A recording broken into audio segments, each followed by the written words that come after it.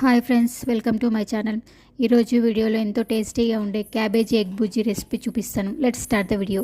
ముందుగా కడాయి పెట్టి ఆయిల్ వేసుకొని ఆయిల్ వేడెక్కిన తర్వాత తాలింపు గింజలు, కొంచెం కరివేపాకు, పచ్చిమిర్చి వేసుకొని 2 మినిట్స్ ఫ్రై చేసుకోవాలి. ఈ ఫ్రై అయిన తర్వాత చిన్నగా కట్ చేసి పెట్టుకున్న ఆనియన్స్ కూడా వేసుకొని 2 మినిట్స్ ఫ్రై అవ్వనివ్వాలి. ఇవి ఫ్రై అయిన తర్వాత 1 టేబుల్ స్పూన్ అల్లం వెల్లుల్లి పేస్ట్ వేసుకొని 2 మినిట్స్ ఫ్రై చేసుకోవాలి. ఇప్పుడు కొంచెం పసుపు కూడా వేసుకొని కలుపుకున్న తర్వాత మనం ముందే చాప్ చేసి పెట్టుకున్న క్యాబేజీ ముక్కలను కూడా వేసుకొని బాగా కలుపుకొని మూత పెట్టి క్యాబేజీని ఒక 5 మినిట్స్ ఉడికించుకోవాలి. 5 మినిట్స్ తర్వాత క్యాబేజీ అంత చక్కగా ఉడికిపోయిందండి.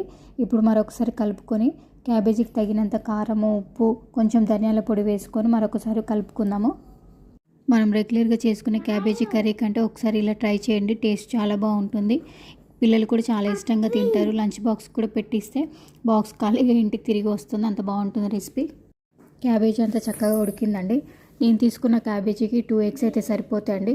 ఎగ్స్ని వేసుకొని కలపకుండా అలానే మూత పెట్టి ఒక 2 మినిట్స్ ఫ్రై చేసుకోవాలి. ఎగ్ని రివర్స్లో తిప్పుకొని అలా కూడా ఫ్రై చేసుకున్న తర్వాత ఎగ్ బుజ్జిలాగా చిన్న చిన్న ముక్కల్లాగా బాగా కలుపుకోవాలి.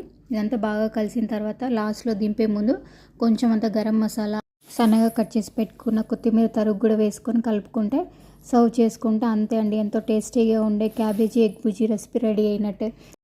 మీరు ఈ రెసిపీని ఇప్పటిదాకా ట్రై చేయకుండా ఖచ్చితంగా ట్రై చేయండి. ట్రై చేసిన తర్వాత మీకు ఎలా కుదిరిందో నాకు కామెంట్ చేయండి. నా ఛానల్ని ఫాలో అవ్వండి మరిన్ని ఇంట్రెస్టింగ్ వీడియోస్ కోసం. Thank you.